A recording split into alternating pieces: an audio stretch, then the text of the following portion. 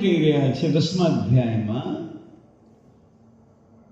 કે જે મારું ભજન કરે, મને યાદ કરે, મારી કથા કરે, મારું કીર્તન કરે, એવા લોકોને હું બુદ્ધિ આપું છું.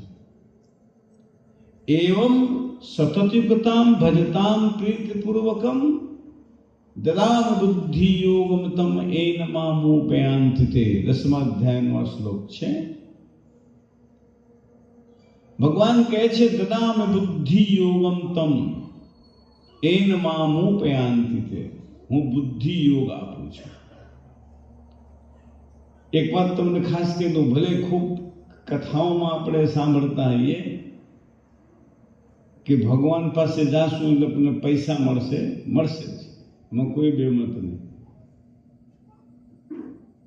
તમે માંગશો તો પૈસા ભગવાન દેશે, પણ ભગવાન રાજી થશે પોતાનાથી આપવા માટે તો શું આપશે? એક વસ્તુ કોઈને માંગીએ તો માંગશો તો દઈ દેશે, પણ એના ઉપર છોડી દઈએ કે તમને ઠીક લાગે એ તમારે જે કરવું હોય તો. એ રાજી થાય તો શું આપી શકે? આપણે માંગીએ થોડો, અને કદાચ વધારે આપી દે, આપણે અપેક્ષા કરતા વધારે આપી દે.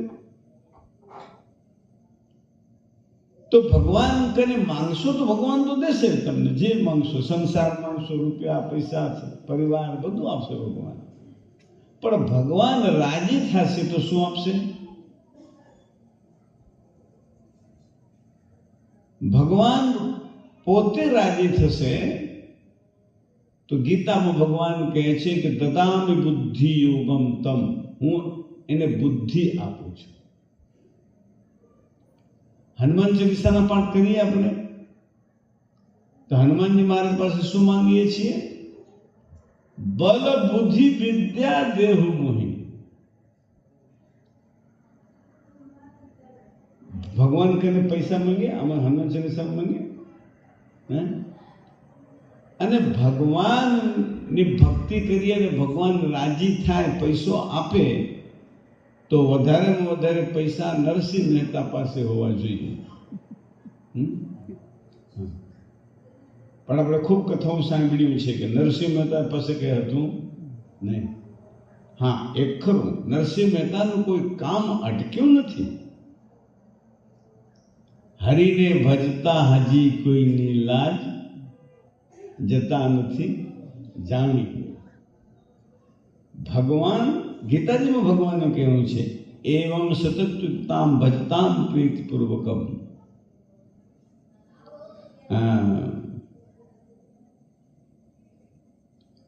યોગક્ષેમ વહામ્યહમ. ભગવાન કહે છે કે જે મારા શરણમાં આવે અને યોગ છે એટલે એનું જે જરૂરિયાત છે હું પૂરી કરું છું. પણ બહુ પૈસા આપી દેશે ભગવાન, એનું ભગવાન પોતે ક્યાંય બોલ્યા નથી, કંઈ બંધાયેલા નથી. ભગવાન બહુ રાજી થશે તો અમને તમને બુદ્ધિ આપશે, અને બુદ્ધિ આપશે તો અમારું તમારો નિર્ણય છે ને એ સારું હશે. આમને કંટ્રોલ કરો.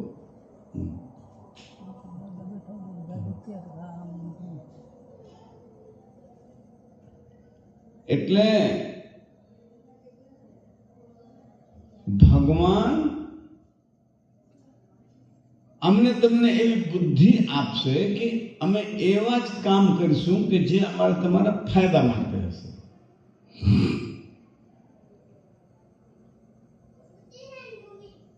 આપણે મુંબઈ જવાનું છે, નક્કી કર્યું કે મુંબઈ જવાનું છે, તો હવે શેમાં જશું? ટ્રેનમાં જશું, બસમાં જશું, પોતાની ગાડી લઈને જશું? હવે ટ્રેનની ટિકિટ થઈ ગઈ હોય, બધું નક્કી કર્યું હોય, પણ છેલ્લી ઘડીએ એમ થયું કે ના હવે ને ટ્રેનમાં જવું, હાલો ને આપણે ગાડી લઈને જઈએ. અને જે ટ્રેનમાં તમારે જવાનું હોય અને પછી ખબર પડે કે ઓલી ટ્રેનમાં તો એક્સિડન્ટ થઈ ગયું.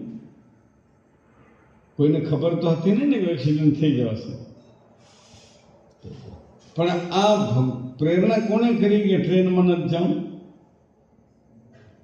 આમ આપણે કોઈ જાણતા નથી કોઈ, પણ એ અંદર બેઠેલા ભગવાન પ્રેરણા કરશે.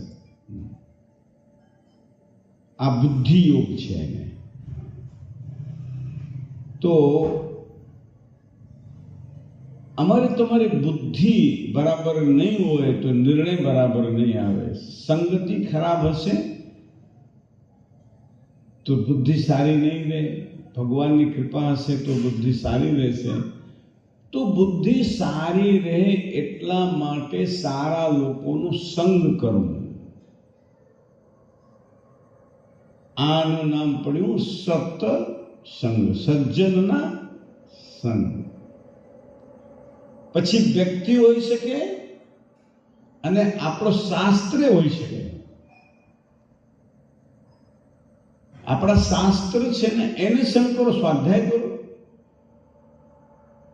એનું વાંચન કરો, એ પર તમને સંગત છે, સારી સંગત છે. તો સત્સંગ કરવું જોઈએ. એક બીજી વાત કહું તમને,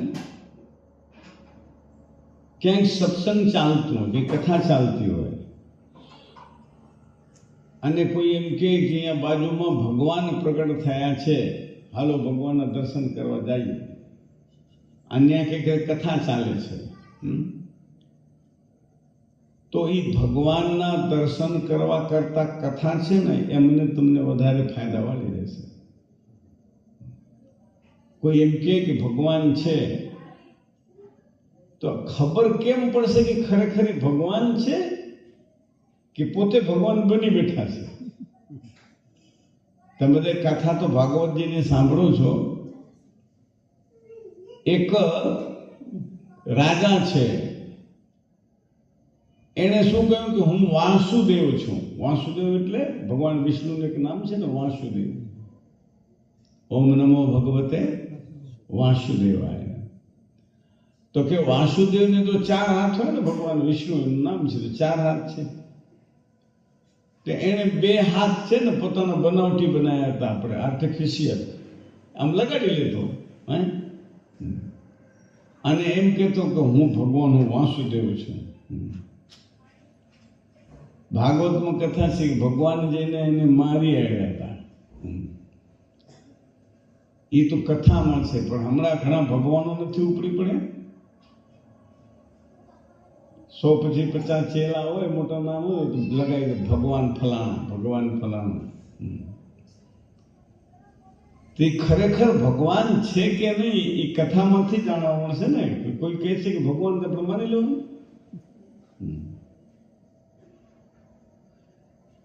રામાયણમાં ભગવાનના દર્શન કરતા ભગવાનની કથા એટલે કે હું સત્સંગ એક જ વસ્તુ થશે. એનું મહત્વ વધારે એટલા માટે છે. રામાયણમાં પ્રસંગ છે, રામ રાવણની વચ્ચે યુદ્ધ ચાલી રહ્યું છે. એક પ્રસંગ એમ આવે છે કે મેઘનાદ ભગવાન રામને નાગ પાસથી બાંધ્યા કાઢે છે. નાગ પાસ એટલે સર્પ, નાગ એટલે સર્પ. જે લોકો રામાયણ સિરિયલ જોયું હશે એમણે જોયું હશે કે એક વખત ભગવાન બંધાઈ ગયા છે. નારદજીને એમ થયું કે ભગવાનને આવું બાંધી કાઢ્યું છે તો કંઈક કરવું શું? તો એ ગરુડજી પાસે ગયા. ગરુડ કોણ છે ભાઈ? ભગવાન વિષ્ણુના વાહન ગરુડ, ભગવાન શંકરના વાહન નંદી, અંબામાના વાહન સિંહ છે ને. બધા દેવતાઓનું વાહન છે. બહુચરામાં તો કે કુકડો, ગણપતિ દાદા તો કે ઉંદર. આપણે બધા દેવતાઓનું વાહન છે. અને શીતળામાં તો એટલે ગધેડું. એ ખ્યાલ છે ને બધા. દરેક દેવતાઓના વાહન છે, સવારી જેના ઉપર હાલે. આપણે વાહન આપણે 4 વ્હીલર રાખ્યું, એ સ્કૂટી રાખી. એથી પહેલા લોકો ઘોડા રાખતા. એટલે ભગવાન વિષ્ણુના વાહન ગરુડ છે, એમનું નામ ગરુડ. હવે ગરુડને અને સર્પોને બહુ મોટો વેગ. ગરુડજી સર્પ ક્યાંય પામે તો એને મારી દે, ખાઈ જાય. અને એમને તમને બધાનું ઓમ નહીં ખ્યાલ આવે, પણ ભાગવત કથામાં એક કાલી નાગની ચર્ચા આવે છે. જમનાજીની ધરામાં એક નાગ રહેતો હતો, એનું નામ છે કાલિયા નાગ. હવે અહીંયા આવી અને યમુનાજીને એમાં એ છુપાઈ ગયેલો. કેમ કે ગરુડ ત્યાં જઈ શકતા નથી. ગરુડને શ્રાપ છે, સૌભરી ઋષિનો શ્રાપ છે, એવું ભાગવતમાં નથી કે તું અહીંયા જો અહીંયા આવીશ તો તારી મૃત્યુ થઈ જશે. એટલે ગરુડ ત્યાં જાય નહીં. અને પેલો કાલિયાનાગ છે એમાં યમુનામાં રહેતો. અને ભગવાને પછી એ કાલિયાનાગે છે ને કબજો કરી લીધો હતો નદી ઉપર. બસ એની ઈચ્છા હોય તો જ એનો કોઈ પાણી ઉપયોગ કરી શકે. એ નદી કોઈને ઘરને થોડે છે, એ તો સાર્વજનિક હોય ને. એ તો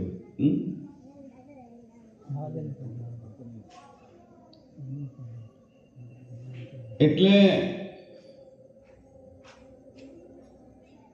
અને પેલા પ્રસિદ્ધ કથા છે ને, ભગવાન કાલિયાનાગને નાથ્યા. તો એ કાલિયાનાગની સાથે ગરુડની ચર્ચા આવે કે ગરુડના ભયથી સંતાયેલો, અને ગરુડને શ્રાપ હતો એટલે ગરુડ ત્યાં જઈ શકતા નહોતા. ટૂંકમાં ગરુડ કોણ છે? ભગવાન વિષ્ણુના વાહન છે. હવે ગરુડ અને સર્પોને વેર છે. એટલે સર્પને જ્યાં ગરુડ જોઈએ તો એમને મારી નાખે, એને મારીને ખાઈ જાય. મોર સાપને ખાઈ જાય. એટલે નારદજી છે ને ગરુડજી પાસે ગયા અને ગરુડજીને વાત કરી કે ભગવાનને પેલે નાગ પાસથી બાંધ્યો છે, તો તમે તો નાગને પકડીને ખાઈ જાઓ, તો તમે ત્યાં જાઓ તો ભગવાનને છોડાવી દો. ભલે, ભગવાનના કામ હોય તો જવું જોઈએ. ગરુડજી ત્યાં ગયા અને ભગવાન રામની વાત છે, ભગવાનને એમને નાગ પાસથી છોડાવ્યા. પણ અહીંયા રામાયણમાં કથા આવે છે કે ગરુડજીના મનમાં એક શંકા થઈ ગઈ. આ ભગવાન પોતે બંધાઈ ગયા, એ ભગવાનને કોણ બાંધી શકે ભાઈ? અને જેના નામ લેવાથી જીવ આ ભવ બંધનથી છૂટી જાય, આ સંસારથી છૂટી જાય, એ પોતે બંધાઈ ગયા. આ ભગવાન છે કે નહીં? વળી પાછું થાય. પણ નારદજી કહેતા હતા, તો નારદજી કહેતા હોય એટલે તો ખોટું તો ના જ કે નારદજી. પણ ઓલો બીજો મનમાં એમ થાય કે પણ આ ભગવાન હોય તો બંધાય નહીં. આવી દ્વિધામાં પડી ગયા છે, સંશય પડી થઈ ગયું કે આમાં સાચું શું. તો ગરુડને એમ થયું કે જ્યાં ત્યાં ભટકવું એના કરતા નારદજી કને જ હાલો ને, એમને કને જ ખુલાસો કરી આવીએ. ગરુડજી નારદજી પાસે ગયા. નારદજીને વાત કરી કે તમે કહેતા હતા કે ભગવાન છે, પણ મને એમ એક શંકા થાય છે કે ભગવાન હોઈ ના શકે, ભગવાન હોય તો બંધાય નહીં. તો નારદજીને એમ થયું કે આ સિરિયસ છે બહુ, આપણા દવાખાનામાં આનો ઈલાજ થાય એમ નથી, એને રેફર કરો ક્યાંક. તો નારદજીએ ગરુડજીને કે એક કામ કરો કે તમે છે ને બ્રહ્માજી પાસે જાઓ, આપણા કરતા મોટા બ્રહ્માજી, એમને પ્રશ્ન કરો, એ સમજાવશે કે ભગવાન છે કે નહીં. બ્રહ્માજી પાસે ગયા.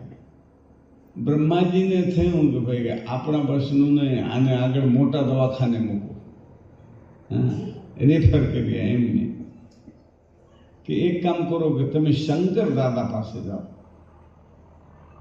એ રાત દિવસ રામ રામ રામ રામ જપ કર્યા કરે, નામ લીધા રાખે. શંકર ભગવાનને રામ નામ બહુ પ્રિય. એક મહાત્મા કથા કરતા હતા કે ભગવાન શંકર માટે એમ કહેવાય છે કે શમશાનમાં રહે. ભગવાન શંકરને શમશાન કેમ પ્રિય? તેનું કારણ છે કે ગામ આખાનું રામ નામ છે ને એ શમશાનમાં ભેગું થયેલું હોય છે. મળદો ઉપાડીને જઈએ તો રામ બોલો ભાઈ રામ, એટલે બધા ગામમાંથી ભેગા બોલતા બોલતા ક્યાં જાય? શમશાન સુધી જાય. એટલે ગામમાંથી રામ નામ નીકળીને શમશાનમાં ભેગું થઈ ગયું ને. એટલે ભગવાન શંકરને એ ગમે કે અહીંયા હારું, બધા ભગવાનનું નામ અહીંયા જ છે એટલે અહીંયા જ રહેવાય છે. એ કથામાં એમ કરે, રમૂજ કરતા હતા. ભગવાન શંકરને રામ નામ, ભગવાનનું નામ અતિ પ્રિય છે. એટલે બ્રહ્માજીને એમ થયું કે આ શંકર ભગવાન પાસે જાય તો એ રાત દિવસ રામ રામ રામ રામ જપ કર્યા કરે છે અને ભગવાનના બાબતમાં મને સમજાવી દેશે. એટલે ગરુડજી તો ગયા કે બ્રહ્માજી શંકર ભગવાન પાસે. શંકર ભગવાન જતા હતા ક્યાં? રાસ્તામાં ભેગા થઈ ગયા. તો શંકર ભગવાન કહે કે ગરુડ કઈ રીતે તને સમજાવું? આમાં છે ને એક દિવસ બે દિવસનું કામ નથી. જબ બહુ કાલ કરીએ સત્સંગા તબે હોય મોહ બ્રહ્મ ભંગા. બહુ કાળ, એકાદ દિવસ છે ને આપણે દવાખાને ગયા છીએ તો અમુક રોગ હોય તો ડૉક્ટર એકાદ ઇન્જેક્શન હણે, 2-5 ટીકડીઓ આપે, જાઓ વાંધો નહીં કે. પણ મોટો હોય, મોટો રોગ થઈ ગયો હોય તો દાખલ થવું પડે ને દવાખાને. ભગવાન શંકર કહે કે તમારે છે ને એવો દવાખાનામાં જવું પડશે કે એમાં દાખલ થઈ જાઓ જ્યાં સત્સંગ કાયમ ચાલતું હોય, એવી જગ્યાએ જાઓ. એવી કોઈ જગ્યા ખરી? તો એ કાગભૂષણજીનું આશ્રમ છે હિમાલયમાં. કાગભૂષણજી.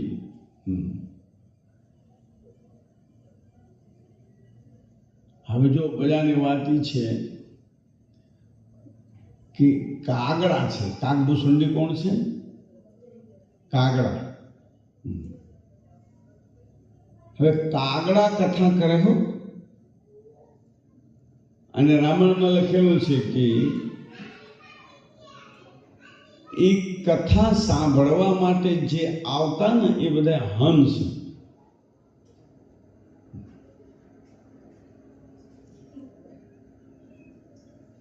શંકર ભગવાન કાગભૂષણજી પાસે ગયેલા તો એ હંસ બનીને કથા સાંભળ્યા હતા, એમ લખ્યું છે. કથા ભલે કાગડો કરે પણ શ્રોતાઓએ તો હંસ જ બનવું પડે. તમે બધા કહેશો કે હંસ બનવું પડે એટલે શું? પાછું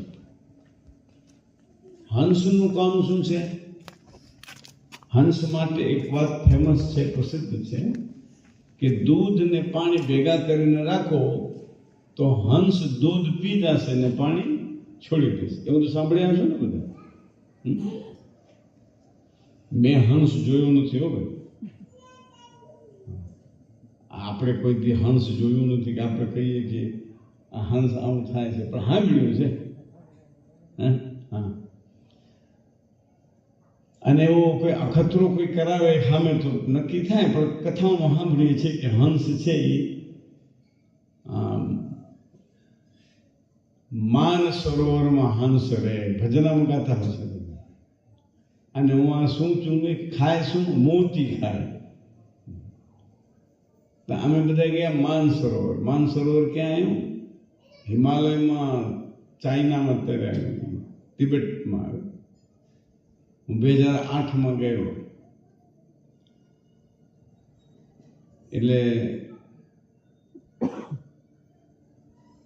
જે બધું સાંભળેલું ને, બધું ભજનોમાં ને બધું કથાઓમાં સાંભળેલું, એ માયલી કોરનું આ કાંઈ હતું જ નહીં, કોઈ નહીં મળે. હા હા, એકે હંસેને જોવા જડ્યા અને મોતી હોત તો આપણે બધા એમને પોટલા ભરીને લાયા હોત.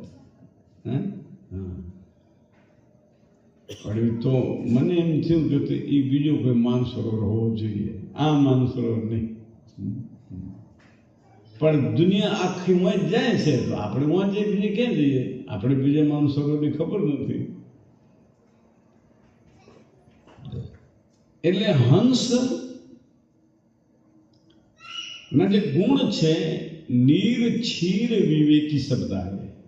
નીર એટલે જળ, क्षीर એટલે દૂધ. એ અલગ કરી આપે. ટૂંકમાં શ્રોતાઓએ હંસ બનવાનું છે.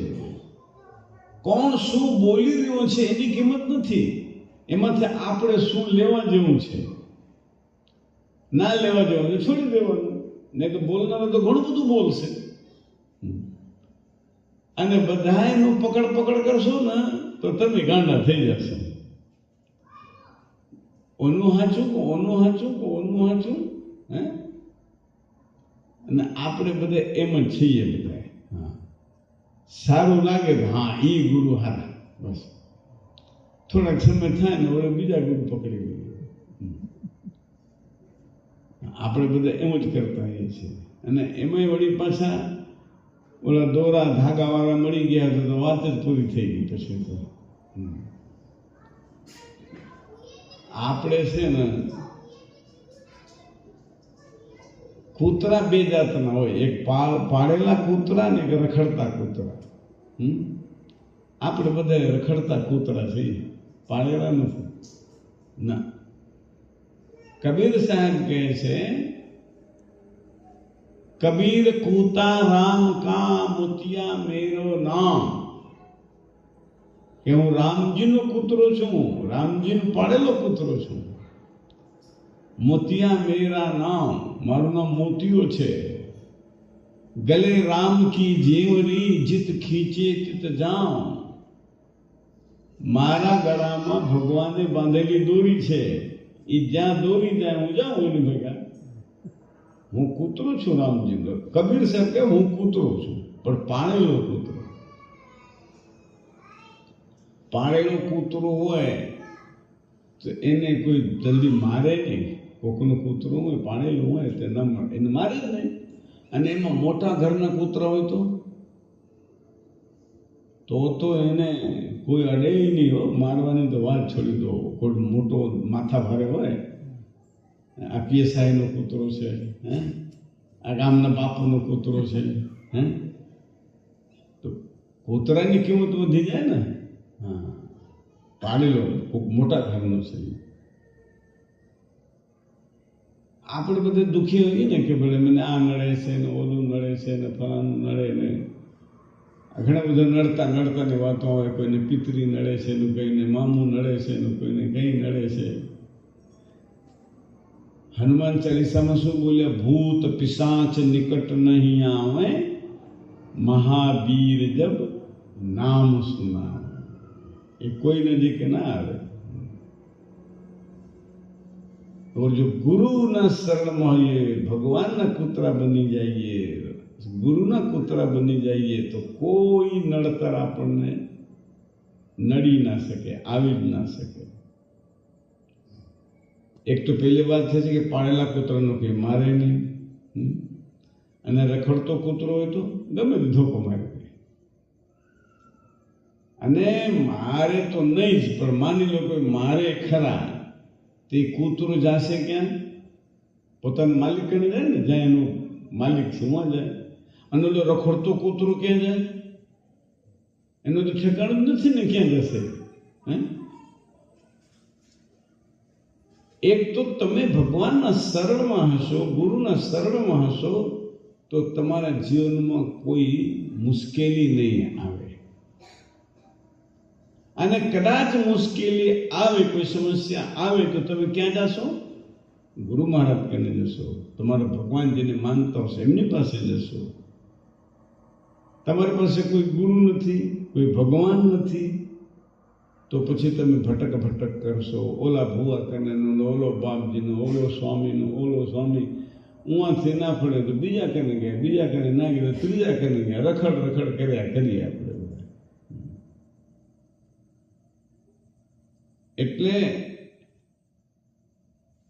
આપણને સંભળાવનાર કહેનાર તો ઘણાય મળશે, પણ એમાંથી આપણા માટે, આપણા જીવન માટે ફાયદાવાળી શું વસ્તુ છે એ હંસ વૃત્તિ હશે તો જ સમજાશે. એટલે કાગડો કથા કરી શકે, પણ શ્રોતાઓ તો હંસ જ બનવું પડે. ગરુડજી મહારાજને ભગવાન શંકર કહે છે તમે કાગભૂષુંડી પાસે જાઓ. અને ગરુડજી કાગભૂષુંડીજી પાસે ગયા. ત્યાં રહી કથા સાંભળે છે અને છેલ્લે એમ બોલ્યા, ગયો મોર સંદેહ સુનેવ સકલ રઘુપતિ ચરિત્ર, ભયવ રામપદ ને તો પ્રસાદ બાયસ તિલક. હવે મારા સંશય બધા મટી ગયા છે. મારી જે ખાસ વાત તમને એ કહેવાની હતી, એમને સંશય ક્યાં થયું? રામજીના દર્શન પછી. યુદ્ધના મેદાનમાં રામજીને છોડાવવા ગયા ને નાગ પાસથી, દર્શન તો થયા ને ભગવાનના. અને એમને સમાધાન ક્યાં મળ્યું? એ કથા સાંભળ્યા પછી. રામજીના દર્શનથી રામજીને ઓળખી શક્યા નહીં, પણ કથા સાંભળ્યા પછી થયું કે ના એ ભગવાન છે. ને એ સંદર્ભમાં હું કહેતો હતો કે ક્યાંક સત્સંગ હોય, ભગવાનની કથા હોય અને કંઈક ભગવાન પ્રગટ થયા છે, તો ઓલી કથા છે ને, ઓલ દર્શન કરવા કરતા શ્રેષ્ઠ છે. કથા સાંભળવાથી, સત્સંગ કરવાથી આપણને શું મળે? સમજણ, સમાધાન. એક વાત તો નક્કી છે કે અમે તમે બધાએ સુખી થવા માટે રાત દિવસ મહેનત કરીએ છીએ. અમે સુખી થઈએ, સુખી બની જઈએ. તો સુખી થવા માટે આપણે બધાએ સગવડો ઊભી કરીએ છીએ. સગવડ જોઈએ જ, યાદ રાખો. સગવડની ના નથી, કોઈ શાસ્ત્ર ના નથી પાડતા. સગવડ પામવું છે ને તો તમારે મહેનત કરવી પડે, પુરુષાર્થ કરવું પડે, શ્રમ કરવું પડે. બહુ સારી વાત છે. અમારો ધર્મ છે ને એ ક્યાંય કોઈ વસ્તુની ના નથી પડતું તમે કામ ના કરો, તમે સંસાર મૂકીને વ્યા જાઓ. અમારો શાસ્ત્ર નથી કહેતો. ગીતાજીના પેલા અધ્યાયનું નામ શું છે? અર્જુન વિષાદ યોગ. અર્જુનને એમ થાય છે કે આ લડાઈ લડવું એના કરતા તો ભીખ માંગીને ખાઈ લેવું હારું. અમારા સગા સંબંધીઓની સામે લડવું, એમને હું મારું, અને એના કરતા તો ભીખ માંગીને ખાઈ લેવું સારું. ગીતાજીના પેલા અધ્યાયનું નામ રાખવામાં આવ્યું અર્જુન વિષાદ યોગ. વિષાદ છે અર્જુનજીને. અને 18 અધ્યાય ગીતા સંભળાવી ભગવાન શ્રી કૃષ્ણ અર્જુનજીને યુદ્ધ કરવા માટે તૈયાર કરે છે. ગીતાજી વાંચીને ઘર છોડી દેવાની વાત નથી હો. ઓલો ઘર છોડવા તૈયાર હતા ને તેને ભગવાને જોતી દીધું, ના આમાં રે તું કે. હા, પણ ગીતાજીમાં જે કહેવાયું અમને તમને, કર્મ કરવાનું, પણ કેવો? અનાસક્ત કર્મ. કર્મ તો કરવો જ, પણ અનાસક્ત. અનાસક્ત એટલે એના ફળની અપેક્ષા તમારે અનુકૂળ હોય તો ભલે, પ્રતિકૂળ હોય તો એમ. અમારો અધિકાર કર્મમાં છે, ફળમાં અધિકાર નથી. તો તમને છે ને શાંતિ રહેશે અગર જો આવા ભાવનાથી કામ થશે તો. આપણે કોઈના પ્રત્યે નફરત ક્યારે થાય? આને અમારું કામ બગાડી નાખ્યું, આ કામ મને મળવાનું હતું ને ઓલે વચ્ચે જઈને પાર્ટીને બગાડી આવ્યો, ચડાવી આવ્યો. હા બસ પતિ.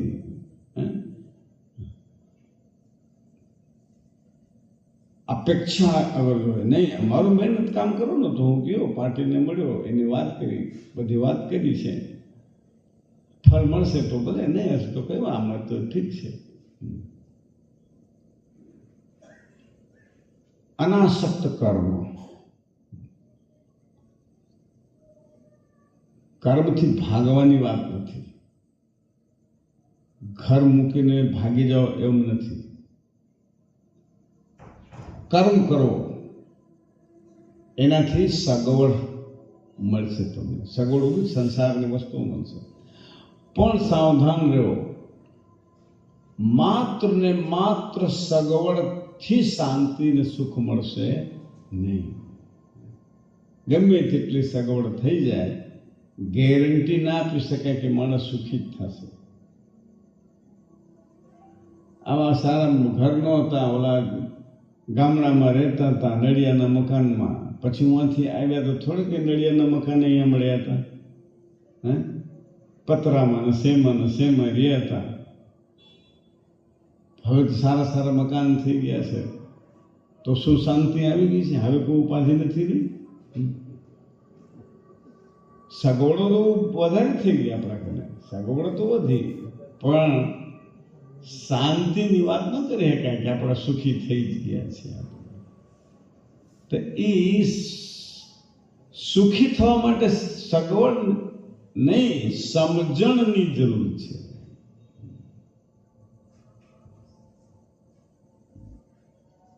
ભાગવતમાં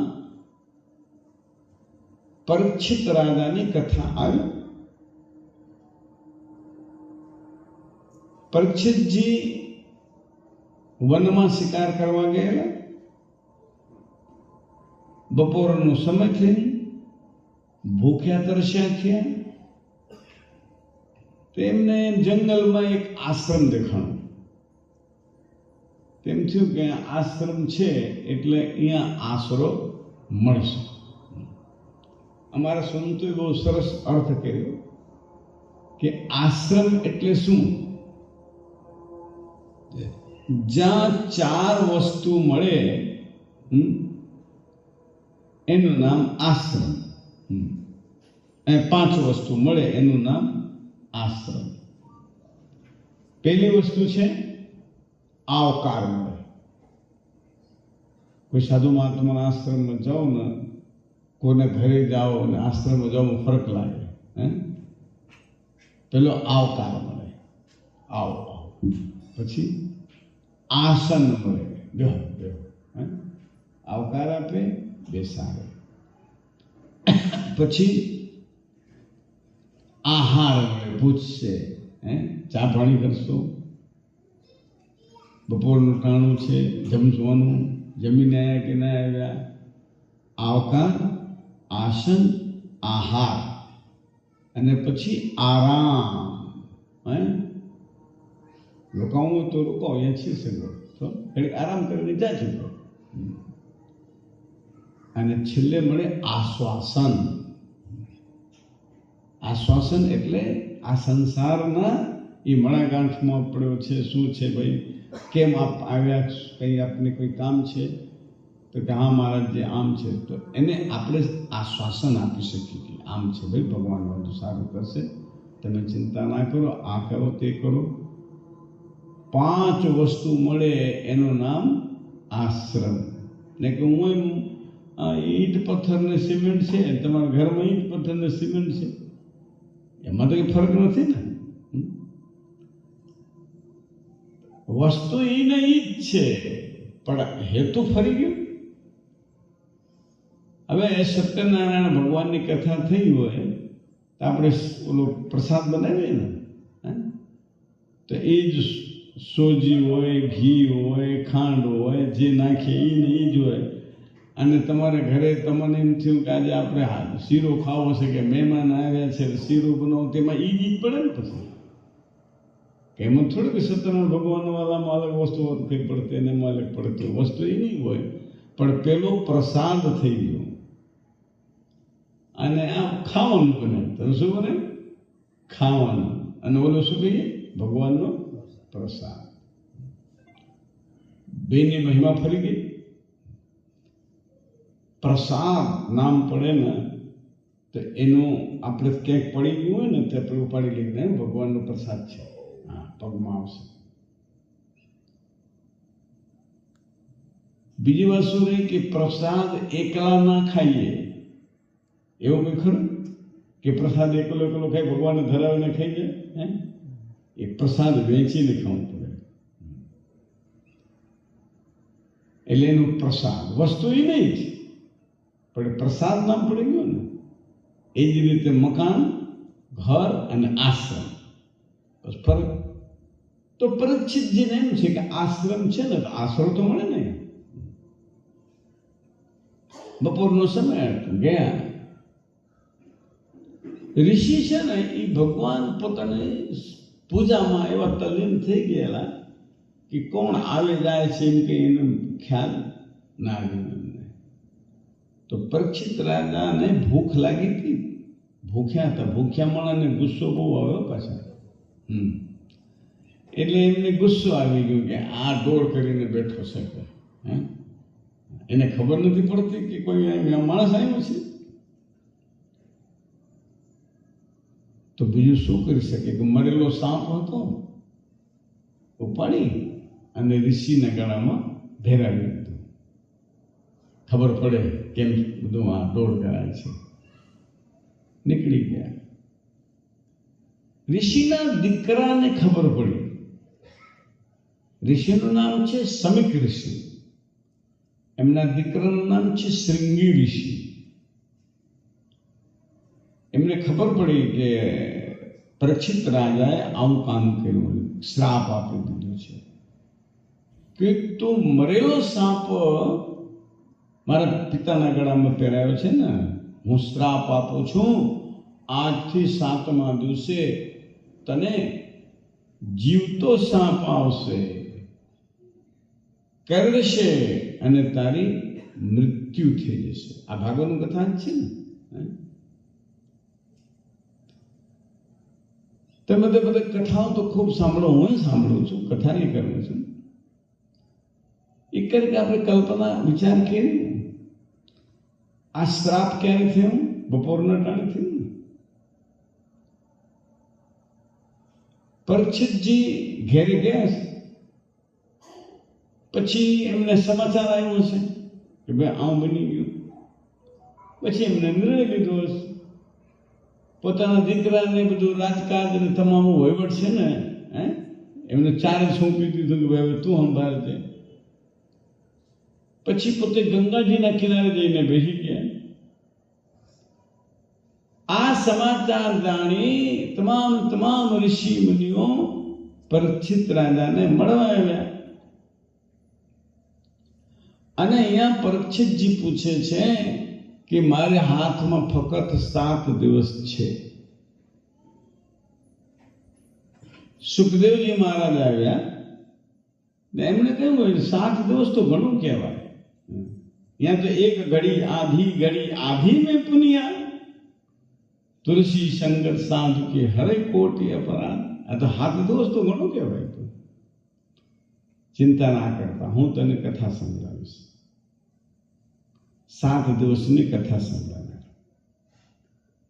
હવે એક વિચાર ક્યારે આવે કે આ બપોરના પછી રાજા ઘરે ગયા, ઘરે સમાચાર મળ્યું, પછી તો રાજસત્તા પરિવર્તનનો પ્રશ્ન આવ્યો, બધું સોંપણી કરી, ગંગા કિનારે ગયા, તો એમાં એકાદ દિવસ નીકળી નહીં ગયું. એવું થોડોક ટાઈમ તો પાસ થઈ જ ગયો હોય ને પાછું, ને હાથ તો પડી ગયો ને સાહેબ, તો તે દી તો પૂરું થઈ ગયું. બધા ઋષિ મુનિઓ બધા તો પછી મળવા આવ્યા ને. અને મજાની વાત એ છે, આ ઋષિ મુનિઓ ભેગા કઈ રીતે ઝપટે એટલા બધા થઈ ગયા ત્યાં. હવે કોઈક સાધુ મહાત્મા ક્યાંથી આવ્યા છે? બાપજી કે હરિદ્વારથી આવ્યા છે. આ બાપજી ક્યાંથી આવ્યા છે? અયોધ્યાજીથી આવ્યા છે. આ બાપજી ક્યાંથી આવ્યા છે? તે ભાઈ કે ચિત્રકૂટથી આવ્યા છે. કે બધા ભેગા થોડા રહેતા હોય, સંતો તો અલગ અલગ બધા રહેતા હોય. આ પરીક્ષિતજીને શ્રાપ થમ આ ઈશ્યુ બધા ઋષિ મુનિઓ કોઈને વોટ્સએપ કેવું છે કે ભાઈ ગામ બની ગયું છે, તમે ઝપાટે ભેગા થાવ બધા. અને હવના આશ્રમમાં હેલિકોપ્ટર હશે લઈને ઉપડી પડ્યા હશે બધા. હવે આવતા જતા એનો ટાઈમ પસાર થયો કે ના થયો? કઈ ટાઈમ તો જાય કે ના જાય?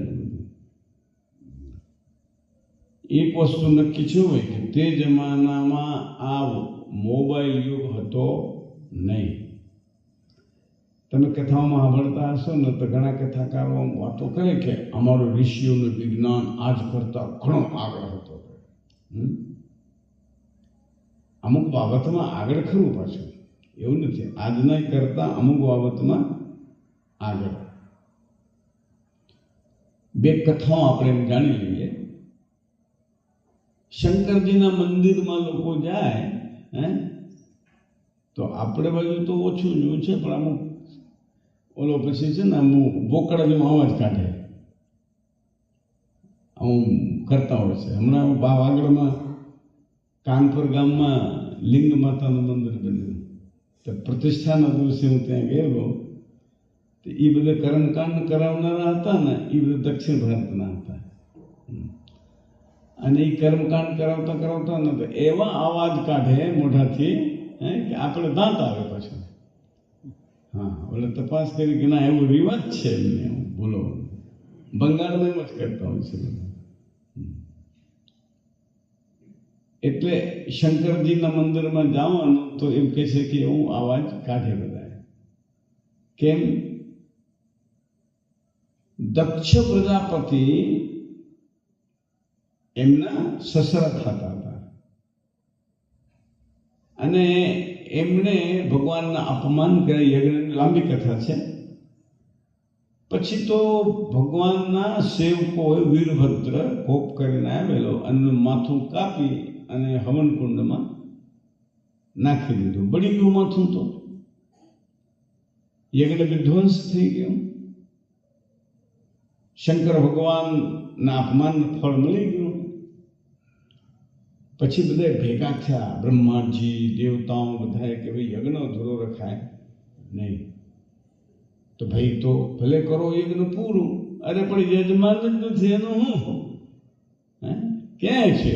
તો કે આ એ પડ્યું તો છે, પણ માથું તો ઓલો હવનકુંડમાં મળી ગયું. હવે શું થશે? કાંઈ વાંધો નહીં. કોઈ જનાવર દેખાણું તો બોકડો જતો હતો, તો એનું માથું કાપી આનામાં ચોંટાડી દીધું. લો ભાઈ, ટ્રાન્સપ્લાન્ટ કહેવાય. આ ગણેશજીના માથા હાથીના કેમ? એમાં એમ જ છે. હા, એ હાથીનું માથું ચોંટાડી દેવામાં એ કોણ કરતું હતું? એ શંકર ભગવાનને આવડતું હતું કે બધા ડૉક્ટરો કિડની ગોઠવી દે.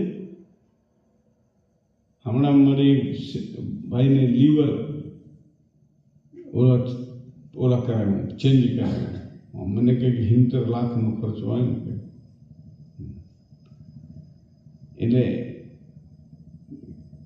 તો હું જવું પડ્યું, ચેન્નઈ જવું પડ્યું એના માટે. કે બધાને ના આવડે ને બધું કરવાનું. આજથી 25-30 વર્ષ પહેલા કોઈ એમ કહે કે તમારી આંખ મને કામ આવશે, તો આપણે માનત ખરા? તમારી કિડની, તમારું લીવર, આવું બધું કામ આવશે, આપણે માનત ખરા? પણ હવે માનીએ જ છીએ ને, અને થાય જ છે ને બધું.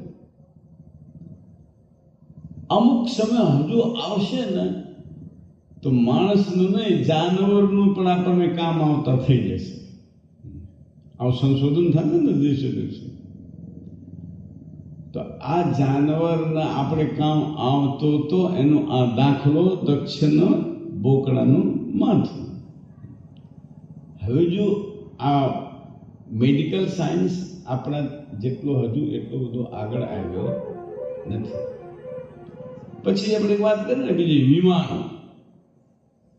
આપણે ત્યાં પુષ્પક વિમાનની વાત આવે કે પુષ્પક વિમાનમાં જેટલા માણસોને બેસવું હોય ને એ બધું હમાઈ જાય. ઓટોમેટિક સિસ્ટમ હશે, વધતું જતું હશે, અને એ ગમે ત્યાં ઉતરાણ કરી શકે. પાછું એરપોર્ટ જ જોઈએ એવું કંઈ નથી એના માટે. નહીં તો પુષ્પકથી ભગવાન અયોધ્યા આવેલા ને તો અગાઉથી હું શું કહ્યું, સૂચના હતી કે ભાઈ હેલિપેડ તૈયાર કરો, એ ઉતરી શકે. પુષ્પક વિમાનની ખાસિયત હજુ એવો વિમાન આવ્યું નથી ને ક્યાંય કે આવું ગમે એવું ઉડી શકે ને ગમે ત્યાં ઉતરી શકે. હજુ એવો વિમાન આવ્યું નથી. હેલિકોપ્ટર આવ્યું છે પણ તો હેલિપેડ તો બનાવવું પડે છે એની પાછું. એટલે પુષ્પક વિમાન એવો દાખલો છે કે એમાં આપણું આગળનું જે ઋષિ મુનિનું છે ને આજ કરતા આગળ છે. પણ એક બાબતમાં આજવાળા આપણા ઋષિઓ કરતા આગળ છે. શેનામાં? આઈટીમાં, ઇન્ફોર્મેશન ટેકનોલોજીમાં. આ મોબાઈલ ઇન્ટરનેટની વાત કરું છું. હું ઘણી વખત રમૂજમાં પ્રવચનમાં કહેતો હોઉં છું કે આ મોબાઈલ ત્રેતા યુગમાં રહ્યો હોત તો ભગવાન રામને વનવાસ ન જ થાત.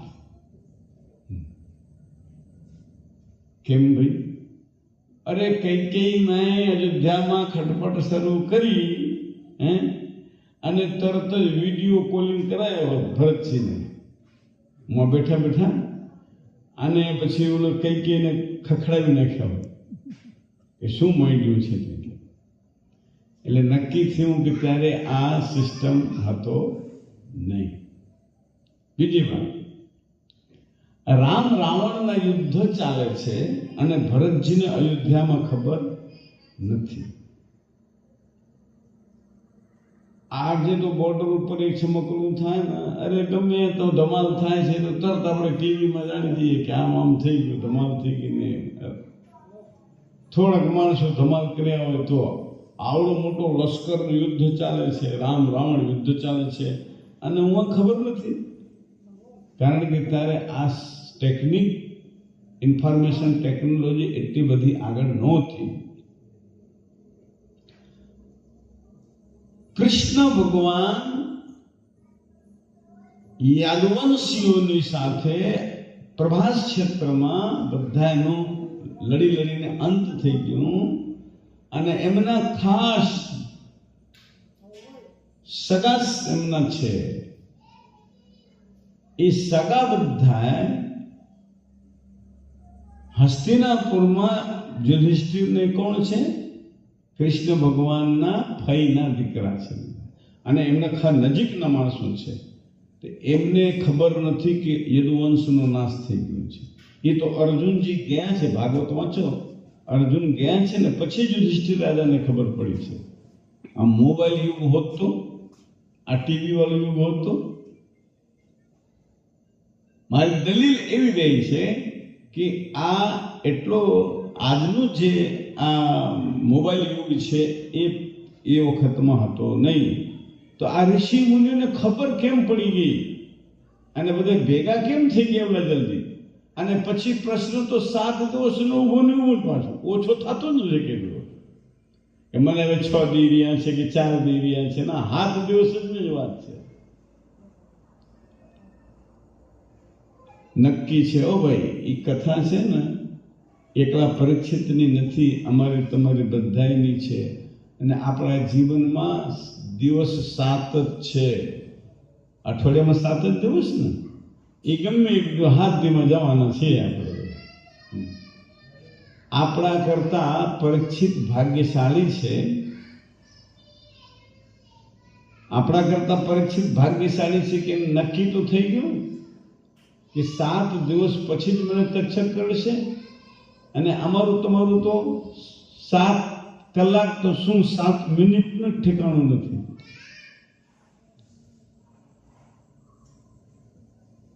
ચાલો, એથી મહત્વનો પ્રશ્ન કે પરીક્ષિત રાજાને સુખદેવજી 7 દિવસ કથા સંભળાવ્યા, એનો ફાયદો શું થયો ભાઈ?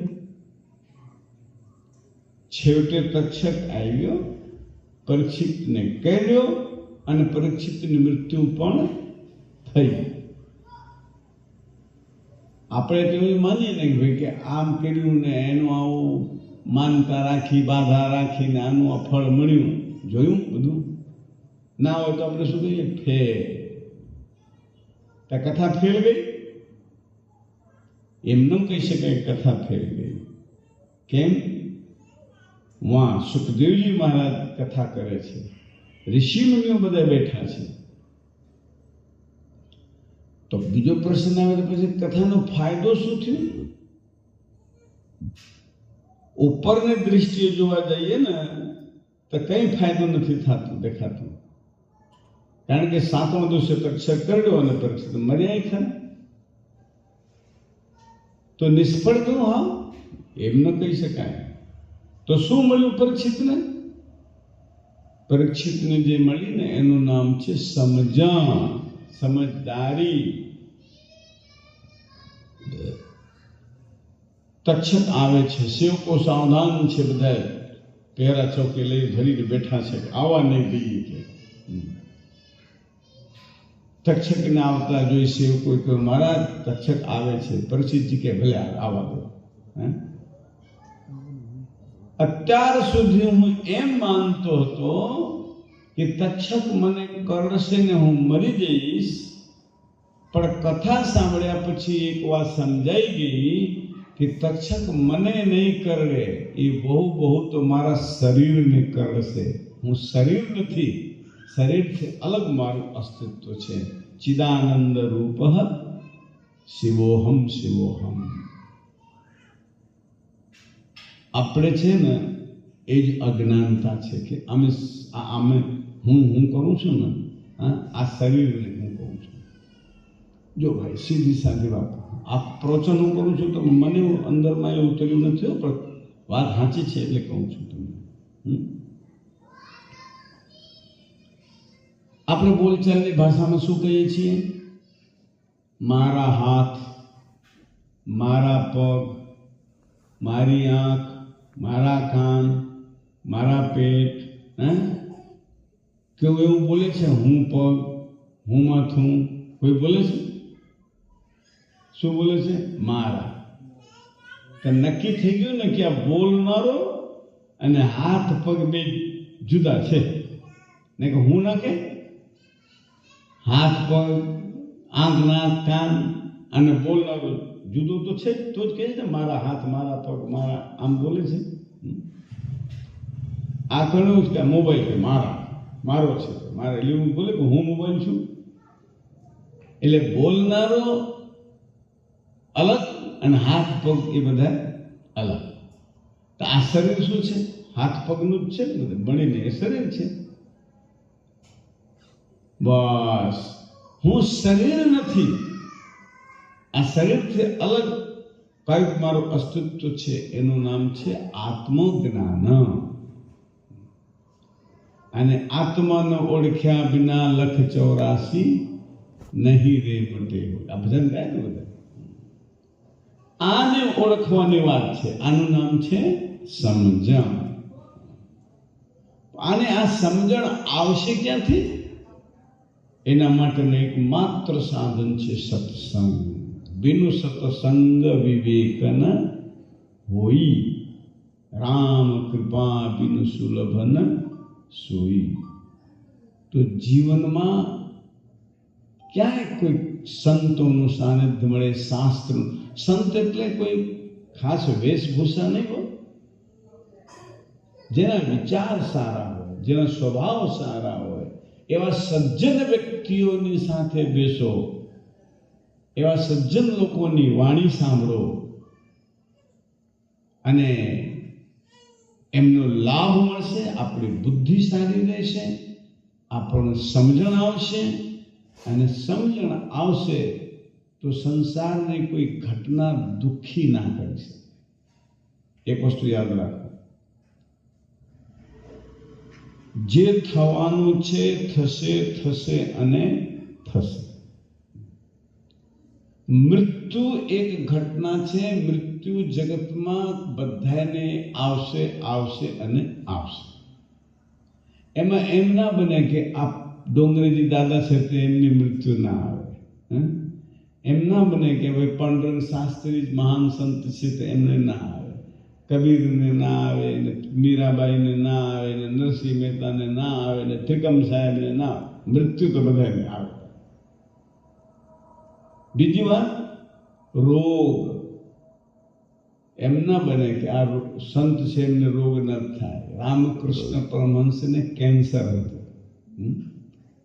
હમણાંની વાત કરું ને તો ડોંગરેજી મહારાજને ગળાનો કેન્સર હતો. તો રોગ પણ આવી શકે છે, મૃત્યુ પણ આવશે, ઘર પણ આવશે. જે થવાનું છે એ તો થશે, થશે અને થશે. તો ચોરે મળશે અને સંતે મળશે, તો પછી ચોરમાં અને સંતમાં ફરક શું ભાઈ? બસ આ અહીંયા જ કે પ્રાપ્ત કરવાનું આનું પ્રાપ્તિ છે. પેલા સંત છે ને એ આત્મજ્ઞાની છે, અંતરથી ભરપૂર છે. એનાથી એની ઉપાધિ નહીં આવે. ઘટનાઓ તો સાહેબ ઘટશે જ, પણ ઘટનાને જોવાની દૃષ્ટિ બદલાઈ જશે. રામાયણમાં પ્રસંગ છે, અહિલ્યાનું નામ સાંભળ્યા હશો બધા કથામાં. ગૌતમ ઋષિના પત્ની અહિલ્યા. અહિલ્યાને શ્રાપ થઈ ગયેલો કે તો પથ્થરો થઈ ગયા.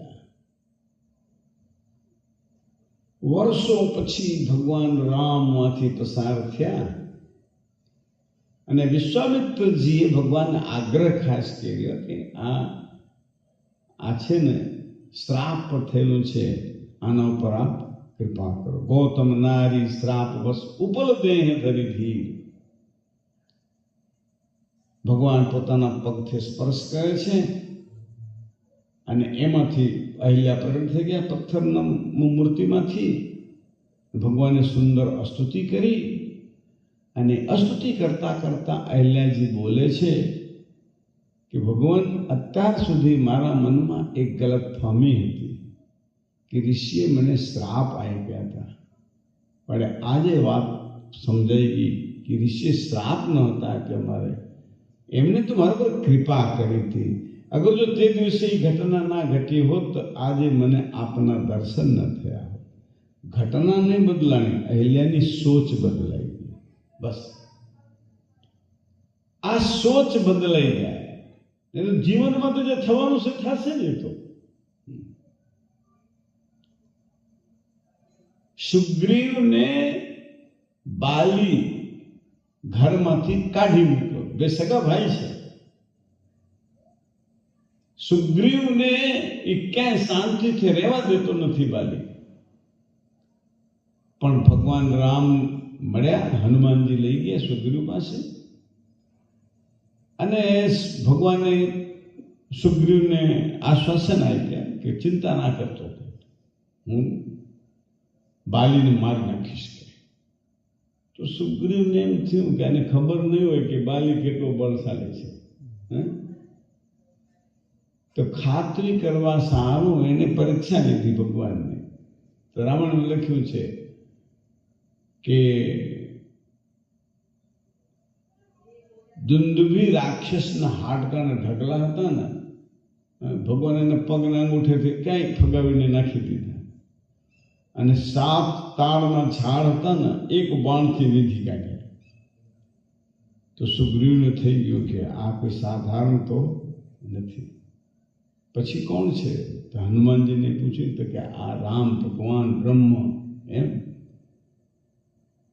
પછી સુગ્રીવ ભગવાનના પગમાં પડે છે અને કહે છે કે ભગવાન એક વાત કહું કે બોલો, હું અત્યાર સુધી બાલીને મારો દુશ્મન માનતો હતો, પણ ના, બાલી મારો દુશ્મન નથી. બાલી તો મારો પરમ હિતૈષી છે, શુભચિંતક છે. બાલી પરમ હિત જાસુ પ્રસાદા, મિલેવ રામ તુમ સમન વિસાદા. બાલી પરમ હિત, મારો પરમ હિતૈષી છે. અગર એને ઘરમાંથી મને કાઢ્યો ના હોત તો આજે આપને મને દર્શન ન થાત. બસ સાહેબ, સોચ સુગ્રીવને બદલાઈ ગઈ, ઘટના ના બદલી. તો સત્સંગ છે ને અમારી તમારી સોચને બદલી કાઢે છે. સુખી થવું છે ને બધાને, સુખ મળે, સુખ મળે, સુખ મળે. સગવડથી સુખ નહીં મળે, સમજણથી સુખ મળશે. અને આ સમજણ આવશે સત્સંગથી, સ્વાધ્યાયથી અને કોક સદગુરુના સાનિધ્યથી. બહુ સારું. આપ બધા પધાર્યા, શાંતિથી આપ બધા સાંભળ્યા.